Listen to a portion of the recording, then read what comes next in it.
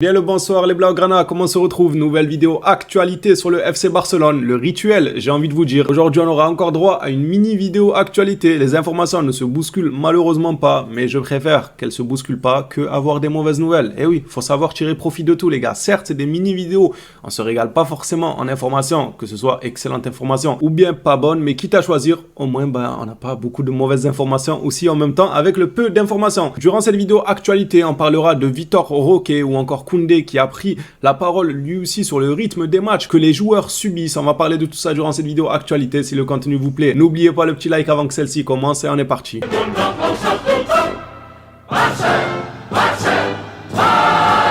Commençons par Ter Stegen, félicitations à lui qui a remporté le trophée Zamora. Et aussi Lewandowski, je n'ai pas pris les communiqués, je préfère vous le dire à l'oral parce que c'était pas non plus nécessaire de le montrer. Lewandowski a bel et bien eu son trophée Pichichi. Il y a aussi Pedri qui a eu un trophée, je sais plus c'est quel trophée, je sais plus trop comment il s'appelle le trophée, mais Pedri a eu un petit trophée symbolique on va dire. Ça fait plaisir, 3 joueurs du FC Barcelone ont remporté un trophée aujourd'hui. Lewandowski avec son Pichichi, Ter Stegen avec son Zamora et au passage Ter Stegen a fait une déclaration sur sa blessure au niveau du dos. Il a déclaré que dans les prochains jours, la décision sera prise. Est-ce qu'il sera disponible pour jouer bientôt ou pas? La décision n'est toujours pas prise, déclare le joueur. Après Tchouaméni, c'est au tour de Koundé de le rejoindre dans la même pensée concernant le rythme des joueurs. Koundé nous dit, Tchouaméni l'avait dit aussi, il y a trop de matchs. Le rythme est devenu de plus en plus soutenu. Ce qui me dérange, c'est quand on fait ce constat, c'est que des gens disent qu'avant, on jouait déjà autant. Ok, mais quand bien même ça s'avérait être vrai, cela ne signifie pas que c'était bien avant. Il y a plus de rythme, plus de blessures graves, il y a une demande plus importante, ce n'est pas se plaindre de le dire.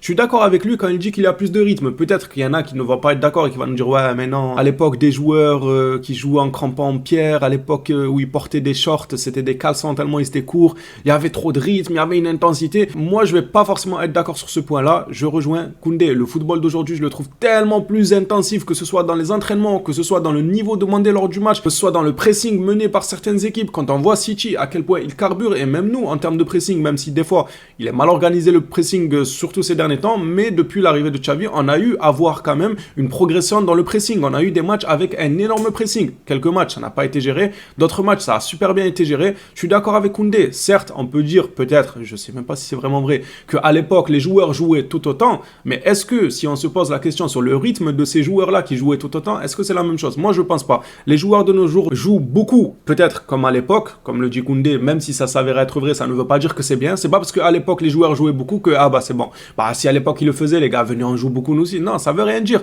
Surtout que le football d'aujourd'hui, je suis d'accord avec Koundé, il y a plus de rythme, ce qui ramène encore plus de blessures comme on le voit ces derniers temps. Passons à une déclaration de Deco sur les signatures probables pendant la période de transfert hivernal. Deco déclare les signatures du milieu de terrain du mercato de janvier. Le marché d'hiver est toujours trop dur, ce n'est pas facile. Gavi est irremplaçable, nous ne trouverons pas un autre joueur comme lui. Nous devons nous concentrer sur ce que nous avons. Nous allons aussi récupérer d'autres joueurs. Par récupérer d'autres joueurs, il entend bien évidemment De Jong qui a déjà été récupéré il y a de ça à peine quelques heures, 1 ou 2 jours maximum. Il reprend petit à petit et quand le Barça le récupérera à 100%, il fera du bien à ce collectif-là. Et comme le dit Deco, non seulement en hiver c'est compliqué de signer un joueur parce que tous les clubs ne veulent pas chambouler leur plan en lâchant un joueur important de leur effectif en plein milieu de la saison. Et en plus de ça, comme Deco le précise encore une fois si bien, Gavi est irremplaçable, donc un mercato compliqué. Gavi en soi, tu ne peux pas forcément le remplacer par quelqu'un qui a le même profil que lui parce que bah Gavi c'est Gavi en fait. Il est irremplaçable ces derniers temps, il est vraiment devenu un joueur important FC Barcelone.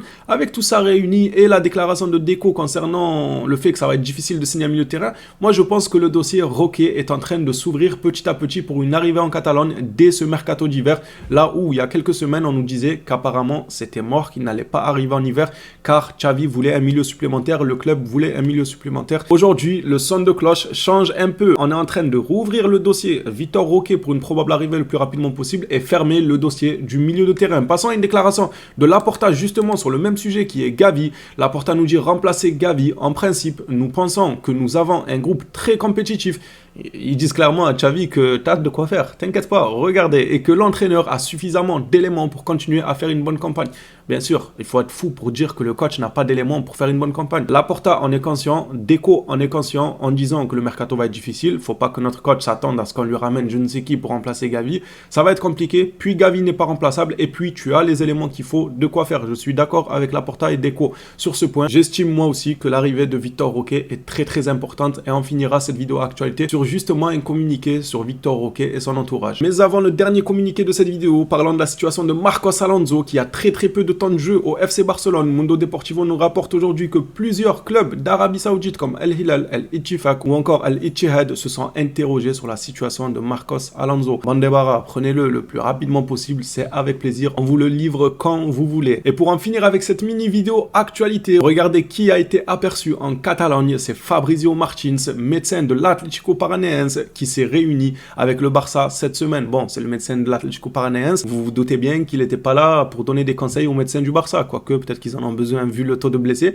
Il n'était pas là pour ça, il était là bien évidemment pour parler du dossier de Victor Roque, étant donné que le joueur a subi une grosse blessure. Il devait justement informer les médecins du Barça de sa situation, de son évolution, de son rétablissement et les détails de sa blessure. Donc s'il s'est entretenu avec le club, je pense que sa signature, il appartient déjà au FC Barcelone, mais son arrivée du côté de la Catalogne peut vraiment se faire dès ce mercato d'hiver, de quoi faire plaisir à beaucoup de Blaugrana. Je le sais bien qu'il y en a beaucoup qui ont hâte de le voir sous la tunique du FC Barcelone pour voir ce que ça donne et est-ce qu'il va réellement réussir à se faire une place dans ce collectif ou pas. Les phénomènes, on est arrivé au bout de cette vidéo actualité. Merci à tous pour votre soutien régulier, ça fait extrêmement plaisir. On s'attrape à la prochaine vidéo. Hâte de revoir aussi le Barça sur un terrain de football. D'ici là, comme d'habitude, n'oubliez surtout pas, prenez soin de vous.